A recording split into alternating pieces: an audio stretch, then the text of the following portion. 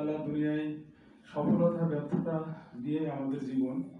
তো আমরা দুনিয়ার জীবনে অন্তত যেটা মনে করি যে সবচেয়ে বড় ব্যর্থ হলো সন্তানাদি মানুষ না করতে পারা, আর সবচেয়ে বড় সফলতা হলো সন্তানাদি উপযুক্ত করে মানুষ করা।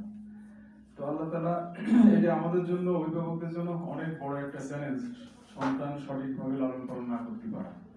সঠিকভাবে পালন করা বলতে আমরা যেটা বুঝি সেটা হলো যে আমাদের সন্তানরা ডাক্তার হবে, ইঞ্জিনিয়ার হবে, বড় অফিসার হবে, এটাই অনেকে আমরা চিন্তা করি, কিন্তু আল্লাহর দৃষ্টিতে এরকম না। আল্লাহর দৃষ্টিতে আল্লাহ তাআলা বলেছেন, ও আনফুসাকুম ওয়া আহলিকুম নার, তোমরা নিজেরা জাহান্নামের আগুন থেকে বাঁচবে, তোমাদের আহাল পরিবার পরিজন জাহান্নামের আগুন থেকে বাঁচাবে।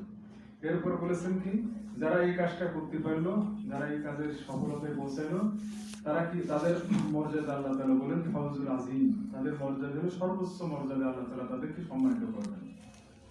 তো এটা আমাদের জন্য অনেক বড় চ্যালেঞ্জ যে সন্তানাদিকে উপযুক্ত করে মানুষ করতে পারা।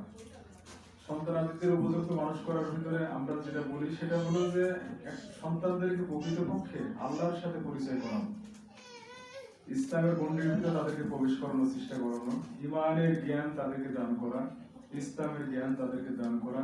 আল্লাহ যে আমাদের সীমা দিয়েছেন, হুদুদ, আল্লাহর একটা হুদুদ আছে, সীমা আছে, হারাম হালাল ফরজ ওয়াজিব, এগুলোর ভিতরে তাদেরকে প্রবেশ করানো। এটা হলো সবচেয়ে বড় আমাদের জীবনের জন্য আল্লাহ তাআলা সবচেয়ে বড় সফলতা বলেছেন।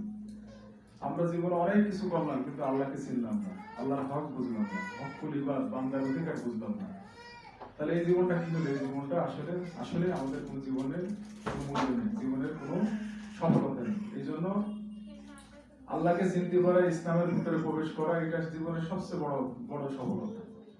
আমরা যেটা বারবার আপনাদেরকে বলি সেটা হলো যে এই কাজগুলো আল্লাহ তাআলা বাচ্চাদের উপরে যেমন সন্তানের হক আছে, সন্তানের উপরে বাচ্চাদের হক আছে।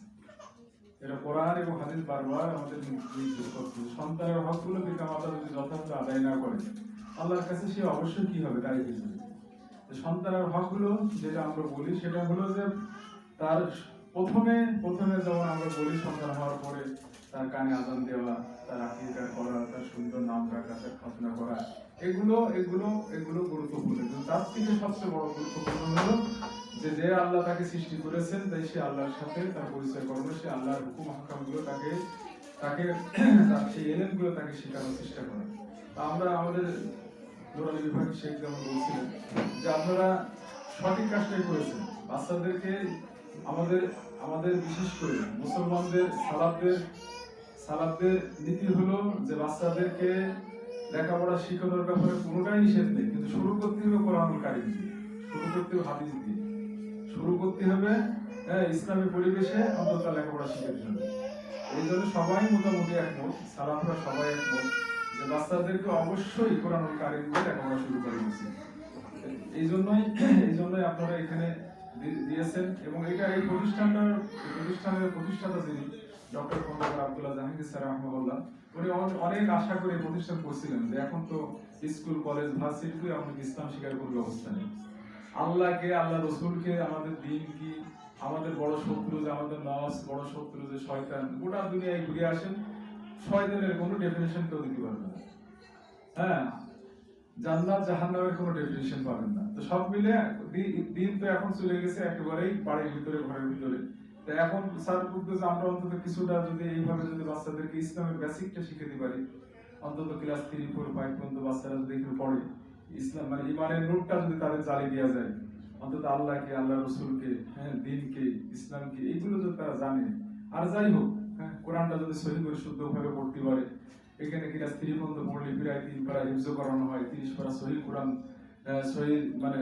সহি শুদ্ধভাবে তেলাওয়াত করতে পারে, মাসনুন জিকির, আজকার ফরজ ওয়াজিব হারাম হালাল থেকে শুরু করে ইসলামের বেসিক জ্ঞানগুলো শেখানো হয়।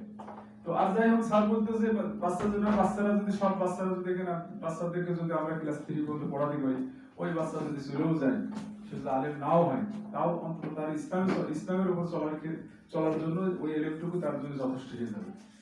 সে ডক্টর হলো সে অন্তত মুসলমান ডক্টর হবে, ইঞ্জিনিয়ার হলো মুসলমান ইঞ্জিনিয়ার হবে, অফিসার হলো মুসলমান মানে অফিসার হবে, বাপ মার জন্য সে দোয়া করতে পারে, বাপ মার মর্যাদা সে বসবে, সব মিলে বাপ মার জানাজা করতে পারবে, সে সব কিছু ইসলামের মৌলিক কাজগুলো করার মতো যোগ্যতা অর্জন করতে পারবে। এবং সেইভাবে সিলেবাস গুলো সাজানো আমাদের।